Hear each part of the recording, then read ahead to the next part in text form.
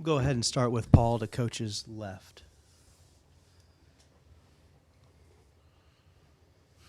Coach, obviously they got off to a heck of a start early in the game and brought a lot of intensity. It seemed like your guys just never matched that intensity that Vanderbilt had today. Did you kind of sense that going into the game, or did it surprise you?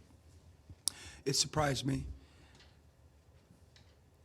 Both teams were on the wrong side of a streak, and we talked a lot about that in the last 48 hours, and one team was going to feel better after the results of today and get off the snide, if you will. And like you mentioned, they brought great intensity to the start of the game. I'm not sure if our guys thought that we'd get off to a good start, because that's kind of been the norm for the most part in SEC play, and even prior to that for a few games, and didn't have the right mental approach, or certainly the physicality, the intensity, attention to detail that we know we have to play with all the time, but especially, out the gate. And I don't know if they took it for granted or not, and it's like what I told them after the game.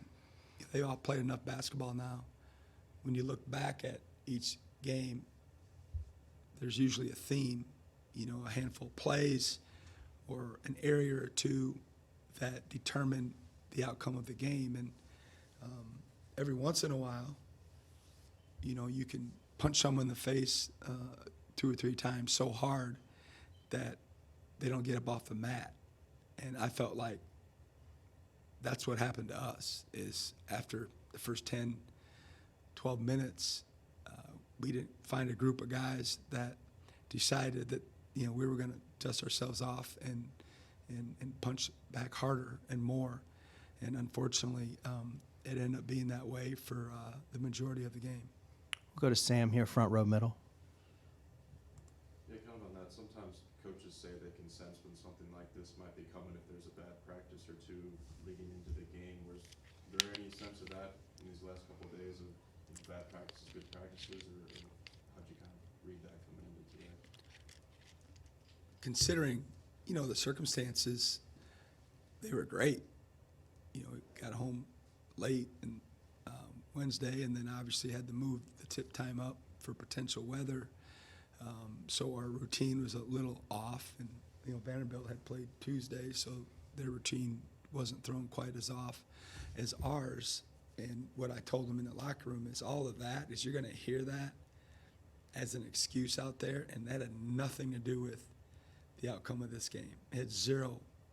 And I said, because we got the information to them like we always do, or try to anyway, and I felt like in our PM shoot-around last night, in our morning film today, in warm-ups from the feedback I get from the guys that are out there, they are all, it's good. The vibe's really good. And I felt that way too. Our practice yesterday was really good.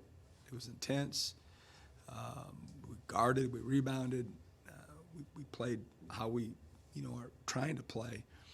And so the long answer to your question, it's not something that I expected, nor did I get a feeling that it could be a long day for us. That wasn't the case. We'll go to Colin, second row to coach's left.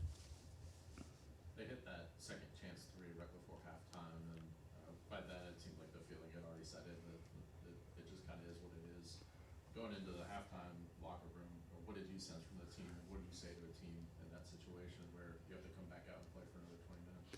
Yeah, it wasn't an ideal ending. Not that it was going to change that lopsided of a game, but, the lead official apologized to me when I came out and said that they missed it, that it was clearly in his hands, which we griped about, but didn't matter.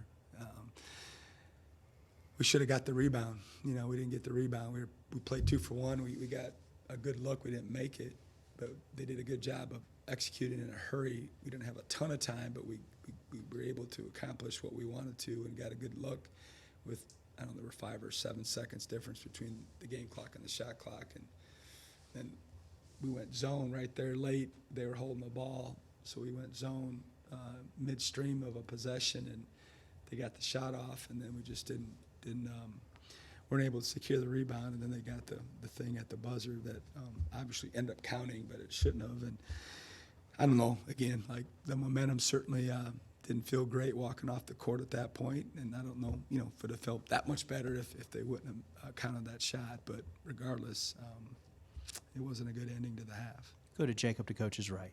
I know as coaches, you guys are, looking to improve, but how important is it to have, strong player leadership from guys like Josh and Sean during these tough moments like this?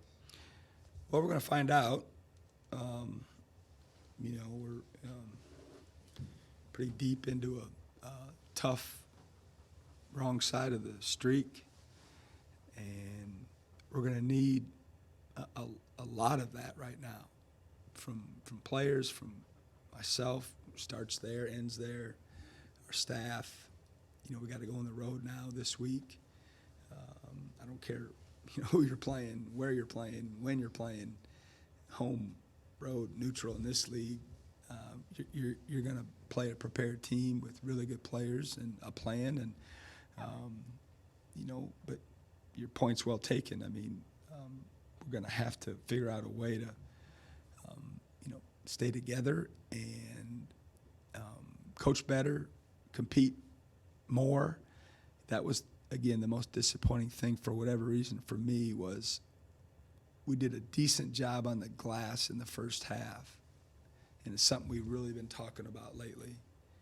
And in the second half, Jamar had 2 offensive rebounds, and that was the only individual that recorded an offensive rebound, and that can't happen when you're trying to get back in the game. We've got to have more guys that are hungry for the ball, and I'm not doing a good enough job to get them to play with that motor that's required to do all the things that we want them to do. We talked about guarding the ball a lot going into this game, and we had a heck of a time, keeping Tanner and Miles, out of the paint. I mean, they're obviously really good players, and you got to give them a lot of credit. But I just didn't feel like we were motored up quite enough that would be needed to play against those kind of players. Go back to the cameras in the back. Coach, what was the message to the guys after the game? Well, I'd already talked about quite a bit of it with, the winning and losing and how, we talked about making good decisions. We won't see them more than likely till Monday, and there'll be plenty of noise for them if they want to listen to it. I don't worry about, the adults in the room. Not that they're not adults, but in terms of the coaches, I worry about our players that way, how much it could affect them. And, we've talked about that earlier in the fall when we went through a rough patch. And I just know how some of these guys, how it affects them at times. So we talked about that, and we talked about just staying together and figuring out a way to, from me to the staff to the players to everybody that's involved, play better, compete better, put them in better position, and that's really what we talked about. That was about it. We'll go to Sam front row. Time for a couple more. Where do you just assess where the half-court offense is right now in terms of, efficiency these last few games? Yeah, obviously our splits and our efficiencies haven't been very good, especially in league play. You can sit there and I'm not going to do it. Like, oh, we're not making shots, or you're not, our shooting percentages from 3 aren't up to par. But, our job is to try to get them cleaner looks, try to put them in better position, to teach them better, to coach them better, and we're trying. I promise you that. It's not as if we're just sitting there saying, hey, make a shot, man. Like, that's not our approach. It's not our mentality. It's on us. Starts with me to figure out different schemes, whether it be, a set, a blob, a breakdown, maybe running more, trying to score better in transition, maybe get more aggressive with some of our coverages defensively to score off our defense, which hasn't been a strength of ours all year long. But, yeah, I mean, everybody in this league scouts at the highest level, and so, you got to figure out ways to reinvent yourself at times. Like today, we knew they would be blowing up a lot of our handoffs with Epps and Hubbard and our guards out front, and we really worked on trying to, refuse handoffs, refuse ball screens, just cut, even if you're not going to get open, to try to create some vacuum and some space and to keep them honest. And we had a hard time getting that on the court. We did it in practice pretty good yesterday, but we had a hard time, getting it into the game, and you saw the result. They blew up a lot of our handoffs, and they ended up being turnovers. They're a very good steal team, and you got to give them a ton of credit. Tanner and Miles specifically we knew going in that was kind of their MO and part of their strengths, and they got it into the game this afternoon. All right, thank you, guys. With campus being closed